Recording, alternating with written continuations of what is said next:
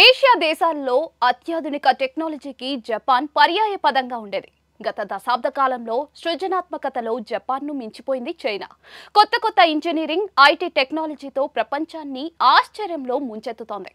నగదు రహిత digital చెల్లింపుల్లోనూ China ముందు వరుసలోనే ఉంది.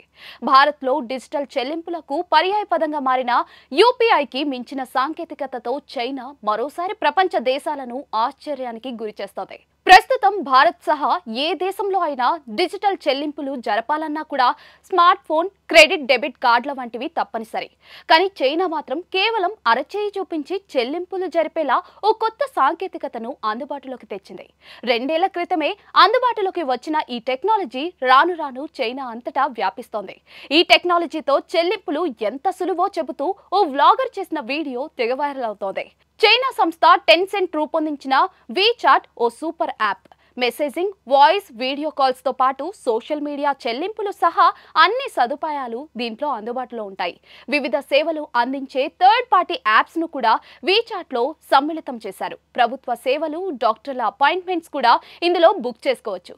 ఒక్క ముక్కలో చెప్పాలంటే రోజువారీ పనులకు కావాల్సినవన్నీ కూడా ఇందులో అందుబాటులో ఉంటాయి.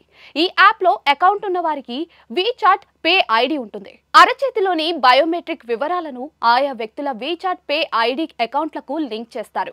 అరచేతిలోని హస్తరేఖలు, చేయి లోపలున్న రక్తనాళాల అల్లిక ద్వారా వ్యక్తులను గుర్తిస్తారు.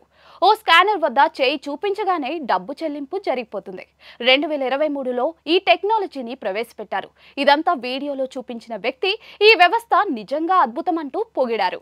ఈ వీడియో నెట్టింట పెను సంచలనానికి దారితీసింది. ఇక వీడియోపై నెట్టింట పెద్ద ఎత్తున స్పందన వచ్చింది. భారత్ను తక్కువ అంచనా వేయనక్కర్లేదని అనేక మంది కమెంట్ చేశారు. భారత్లో యూపీఐ సహాయంతో ₹1 మొదలుకొని లక్షల మేర చెల్లింపులు సునాయాసంగా జరిగిపోతున్నాయని అన్నారు. ఆన్లైన్ ఎకోసిస్టమ్ రూపకల్పనలో భారత్ ఇతర దేశాల కంటే ఎంతో ముందుందని చెప్పుకొచ్చారు.